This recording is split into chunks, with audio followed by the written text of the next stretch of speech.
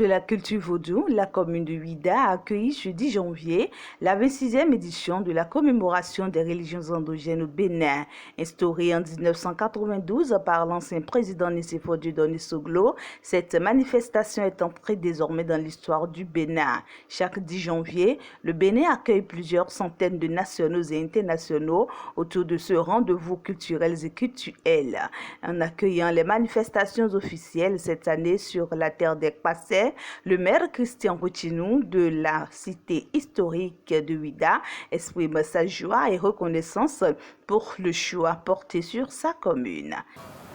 Vous comprenez donc avec toute mon émotion, mon admiration devant toutes ces réalisations qui offrent tant d'opportunités à nos vaillants adeptes du vaudou pour l'émergence et la contribution de nos valeurs endogènes à la promotion touristique et à l'économie de notre pays. C'est le lieu d'exprimer toute la reconnaissance des filles et fils de Ouidah à l'endroit du gouvernement et du président Patrice Talon pour ces réalisations actuelles et à venir qui feront de Ouidah le cœur de la promotion touristique du Bénin et de l'Afrique de l'Ouest et renforceront le statut de la ville de Ouidah comme siège mondial du vaudou. Cette célébration de la fête du vaudou coïncide également avec la mise en service prochainement du musée d'histoire du fort portugais dont les travaux sont très avancés. La vocation de ce musée, réalisé dans le cadre du PAG, est de faire découvrir l'histoire de Ouidah depuis sa création au XVIe siècle jusqu'à l'époque coloniale et de revisiter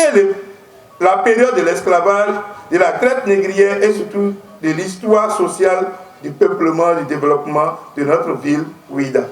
Ce grand rendez-vous a connu des présences de plusieurs ministres du gouvernement, plusieurs députés à l'Assemblée nationale, des corps diplomatiques, des conseillers spéciaux du chef de l'État et d'autres autorités à divers niveaux, sans compter un nombre impressionnant d'expatriés venus vivre en direct cette manifestation de la fête du 10 janvier à Ouidah. Le maire Christian Routinou sur le contexte de l'instauration de cette fête. Il en profite pour remercier le chef de l'État pour tous ses projets porteur au profit de la commune historique de Ouidah.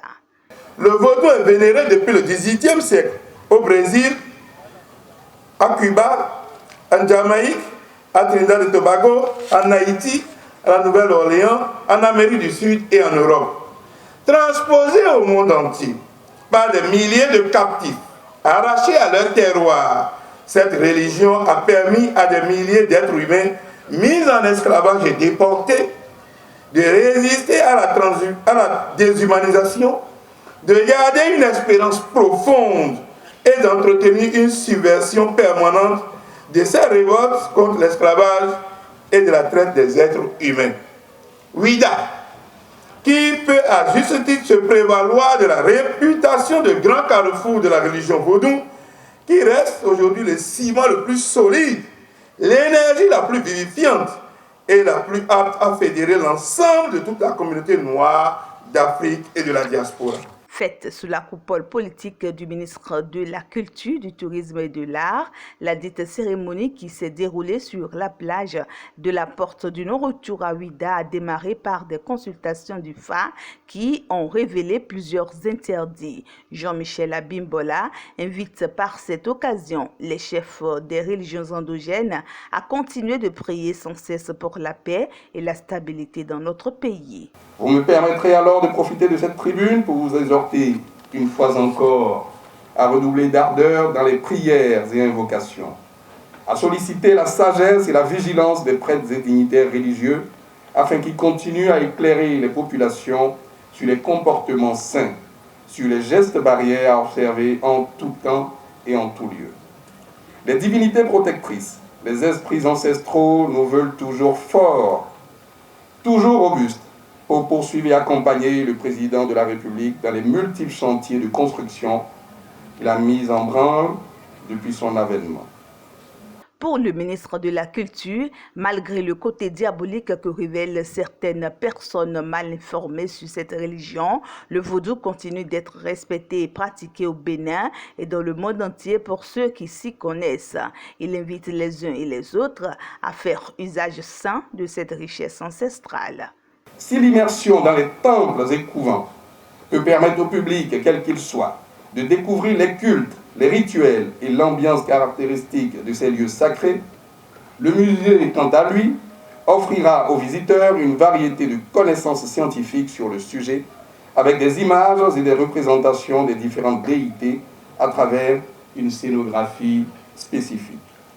Il s'agit de montrer la complexité de la spiritualité de nos aïeux, de rendre hommage à la façon dont ils pratiquaient leur religion et continuent de pratiquer. Loin de l'image caricaturale qu'en a donnée le cinéma occidental, débarrassé de l'étiquette du satanisme qu'on lui a longtemps collée, le vaudou s'est affirmé au fil du temps comme une source multidimensionnelle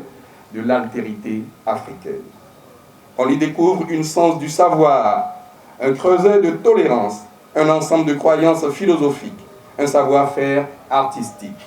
Cette école de la vie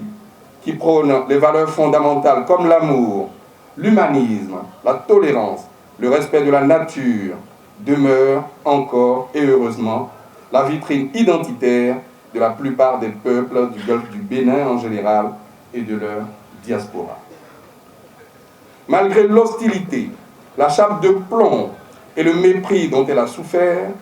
cette religion reste toujours vivante, pratiquée par beaucoup d'afrodescendants qui ont trouvé en elle les réponses à leurs interrogations identitaires, l'apaisement à leurs angoisses spirituelles. Mais ce qui est extraordinaire, c'est que le vaudou a gagné le cœur de nombreuses personnes dans le monde,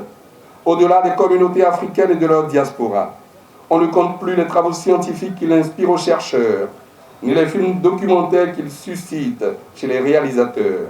ni la fascination qu'il continue d'avoir sur des millions de curieux à travers le monde. Et le Bénin, qui en est le berceau, rêve d'en devenir le lieu de pèlerinage, la capitale mondiale, pour y drainer la foule des adeptes, des dignitaires, des chercheurs, des créateurs, des curieux et des touristes. Et l'écosystème qui permet de le réaliser se met progressivement en place pour permettre aux industries touristiques et culturelles de prendre le relais afin d'alimenter les offres les plus crédibles, les plus attractives, les plus originales dans le respect et dans la dignité humaine. Après la cérémonie officielle, les autorités ont parcouru plusieurs couvents afin de communier avec les adeptes du culte vaudou. Plusieurs d'autres activités ont meublé cette journée du 10 janvier dans la cité d'Ekpassé. Les regards sont désormais tournés vers l'édition 2023 du 10 janvier pour rendre une fois encore hommage aux religions endogènes.